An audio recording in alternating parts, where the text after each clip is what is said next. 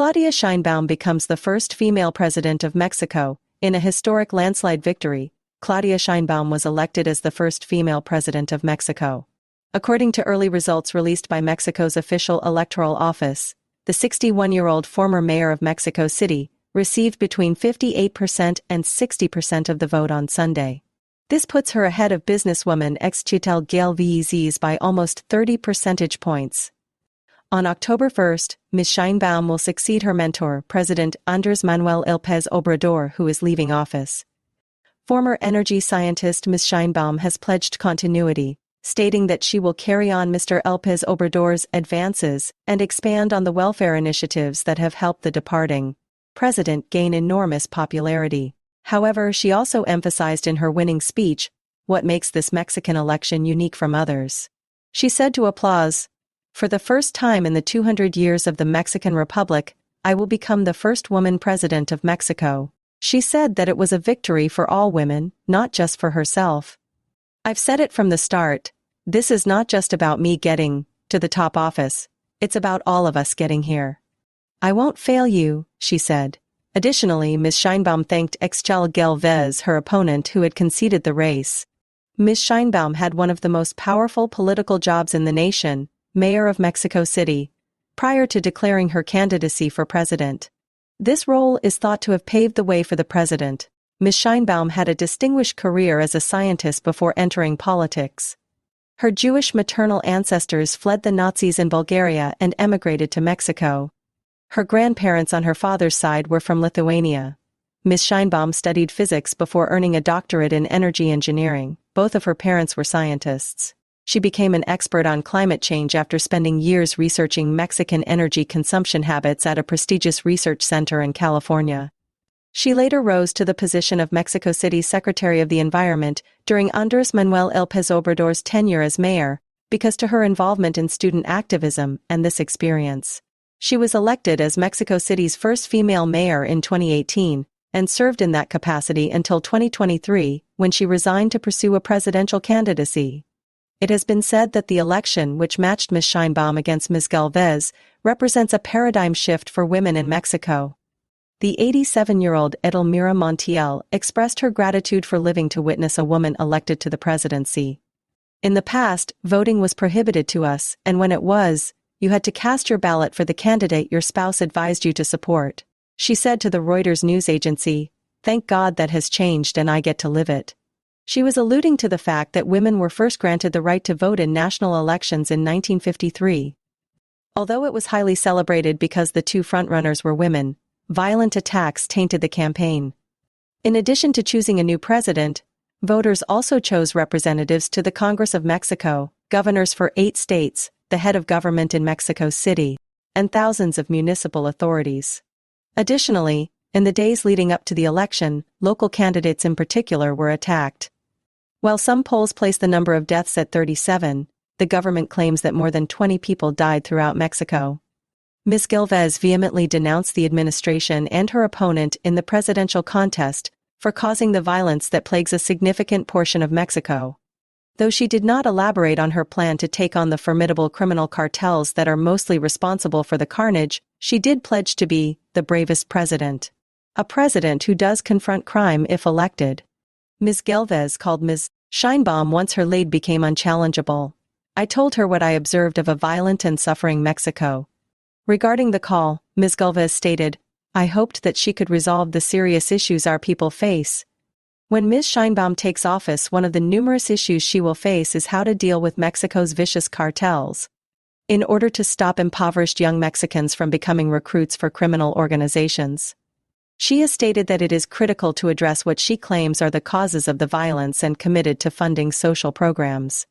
She pledged to establish a relationship of friendship, mutual respect and equality, regarding ties with the United States, Mexico's northern neighbor, which had occasionally been tense during her predecessor in office. However, she pledged to always defend the Mexicans who are on the other side of the border, a reference to the numerous Mexicans who reside and work in the U.S. Since taking office in 2018, Mr. López Obrador has strained ties between the U.S. and Mexico. According to Mexico's constitution, which restricts presidents to a single 6-year term, The outspoken leader was not permitted to compete for a second term. Instead, he supported Ms. Sheinbaum with all of his might. The popular president, whose approval rating hovers around 60%, lent a significant impetus to Ms. Sheinbaum's campaign. Numerous voters supporting her declared their support for Morena's poverty relieving program, and their want to see it continue. The first female president of Mexico shattered the glass ceiling in politics. The outcome was never in doubt from the moment Claudia Sheinbaum, a former mayor of Mexico City, entered the presidential race. As she traveled the country on commercial aircraft during the protracted and frequently taxing campaign, her double-digit lead in the polls would have given her confidence that she would indeed make history. She has now accomplished this, becoming the first female president of Mexico by a wide margin. It's a turning point for her personally as much as for Mexico. She has already held the office of first female mayor of Mexico City. She will now take over the National Palace in a few months, succeeding her mentor, the departing president AndrésManuelLópezObrador, also known by his initials, AMLO. She will always be remembered as the woman who broke through the glass ceiling in Mexican politics, regardless of what happens to her political career, or where her 6 years in office take her. That is no minor effort considering the nation's strongly rooted machismo and patriarchy. Nonetheless, Mexicans might be excused for wondering just what kind of president she will be after the campaign pamphlets are thrown out and the billboards featuring her image are taken down. Amidst a campaign replete with speeches and platitudes, policy details and governance specifics were scarce. She frequently restated her central claim while campaigning on the stump.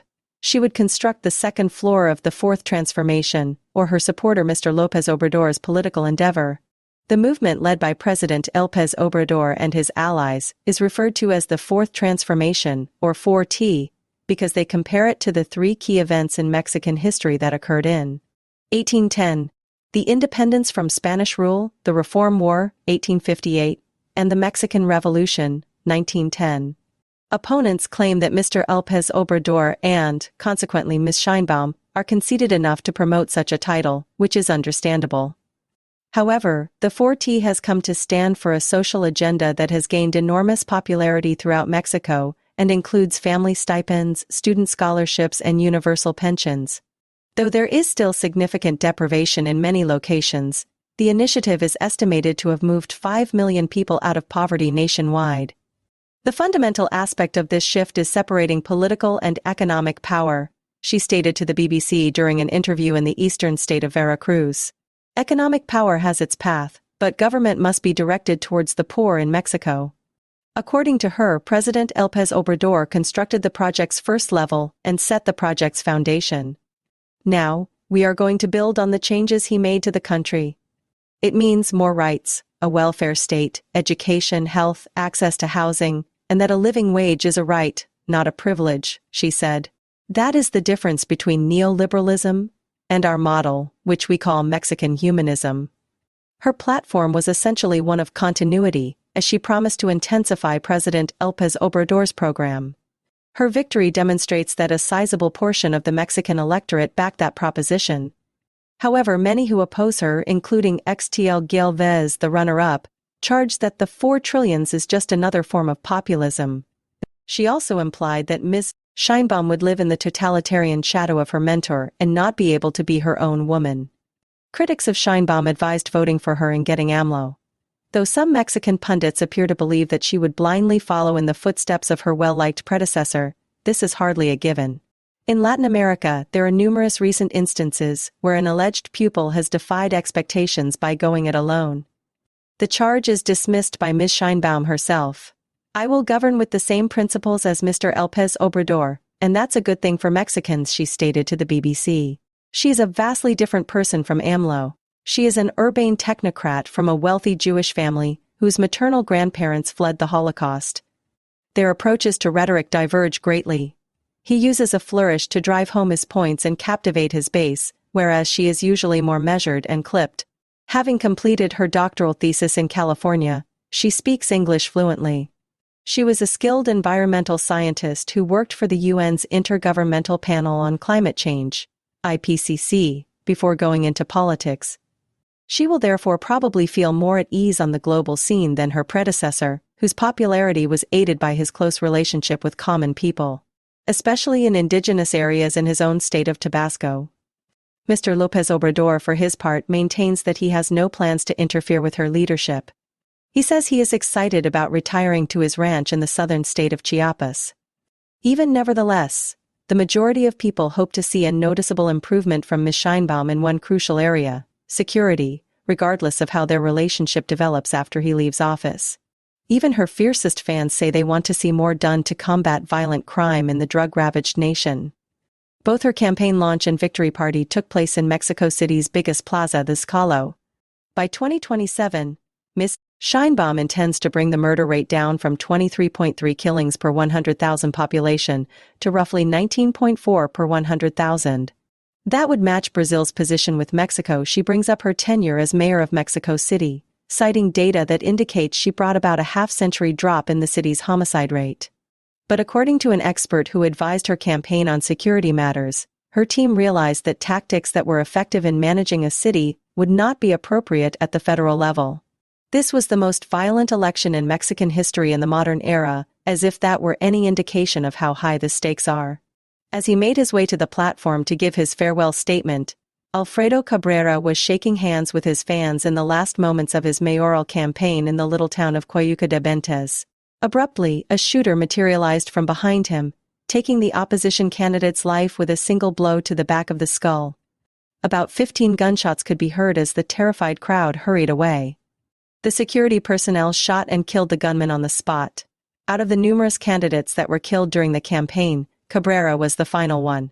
This most harsh of votes came to a gory, frightening finish with his death. Claudia Sheinbaum was on stage in Mexico City, calling on her fans to make history while he lay in a pool of blood in the western part of the country. The step has ended. She now needs to step up where the men who came before her failed in order to stop drug cartel bloodshed.